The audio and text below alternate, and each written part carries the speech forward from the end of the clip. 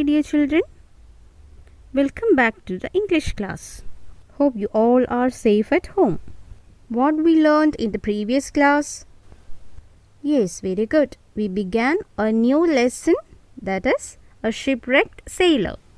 Today we will go through the rest of the story.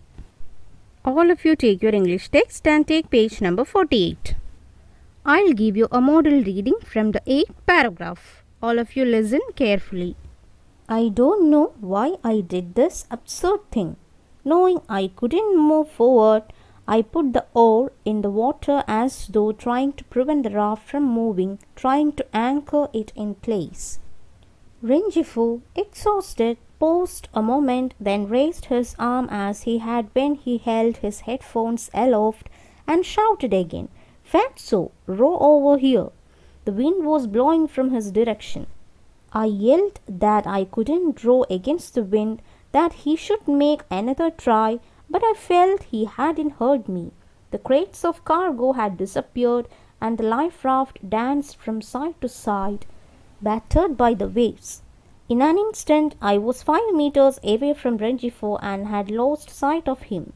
But he appeared in another spot, still not panicking, ducking underwater to prevent the waves from sweeping him away.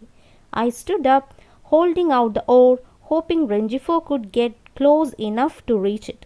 But then I could see he was tiring, losing heart. He called to me again, sinking, "Fatso, Fatso." I tried to row, but it was as hopeless as the first time. I made a last try so that Rengifo could reach the oar, but the raised hand, which a few minutes earlier had been trying to keep the headphones from sinking, sank forever less than 2 meters from the oar. Students, now all of you pause this video and read the 3 paragraphs and identify the difficult words. Hope you all identified the difficult words. Shall we go through the new words and their meanings? Absurd means not reasonable. Anchor, to make something secure with an anchor. Yell means to give a loud, sharp cry. Battered, damaged. Panicking means fearing.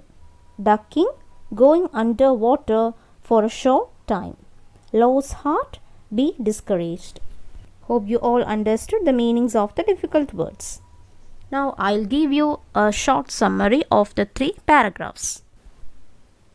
Rengifo was the only one who was swimming confidently, but the weather was tough and he couldn't paddle a little. He signaled Velasco to come near to him. The wind was blowing heavily and his reply didn't reach him. In the struggle to stay alive, Rengifo didn't give up. He ducked underwater to prevent the waves from sweeping him away. He paused a moment when Rengifo was too near to touch the oar. But unfortunately, Rengifo gave up. Velasco saw his hands sinking down forever in the water. Hope you all understood the summary. Now I'll give you a model reading of the next 3 paragraphs. Take page number 49. I'll read from the 11th paragraph. I don't know how long I stayed like that, balancing in the life raft, holding out the oar. I kept searching the water, hoping that someone would surface soon. But the sea was clear and the wind, getting stronger, blew against my shirt like the howl of a dog. The cargo had disappeared. The mast, growing more distinct, proved that the small ship hadn't sunk as I had first thought. I felt calm. I thought that one of my mates had managed to reach the other life raft. There was no reason they shouldn't have reached it. The rafts were provisioned. In fact, none of the life rafts of the small ship was outfitted, but there were 6 of them apart from the rowboats and the whalers. It was reasonable to believe that some of my mates had reached the other life rafts as I had reached mine, and perhaps the destroyer was searching for us. Very soon I was aware of the sun. A midday sun, hot and metallic, stupefied, not fully recovered. I looked at my watch. It was noon on the dot. The last time Rengifo had asked me the time on the small ship, it was 11:30.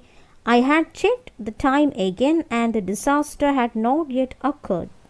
When I looked at my watch on the life raft, it was exactly noon. It had taken only 10 minutes for everything to happen for me to reach the life raft and try to rescue my shipmates and stand motionless in the raft, searching the empty sea, listening to the sharp howl of the wind. I thought it would take them at least 2 or 3 hours to rescue me. Now all of you pause the video and read it silently. After that, identify the difficult words. Students, shall we discuss the difficult words and their meanings? Distinct means easily seen. Provisioned, supplied with provisions of food or other things that are needed. Outfit, all the articles needed for a particular purpose. Whaler, a person who hunts whales. Reasonable means fair and sensible. Metallic, light metal. Stupefied, surprised or shocked. Disaster means very bad accident. Hope you all understood the meanings of the difficult words. Now let's go through the summary of the 3 paragraphs. Velasco was remained in the water searching for more people, but none came up. It was getting hotter in the middle of the sea. The sun was metallic hot. Velasco figured out that the shipwreck claimed the lives just in 10 minutes.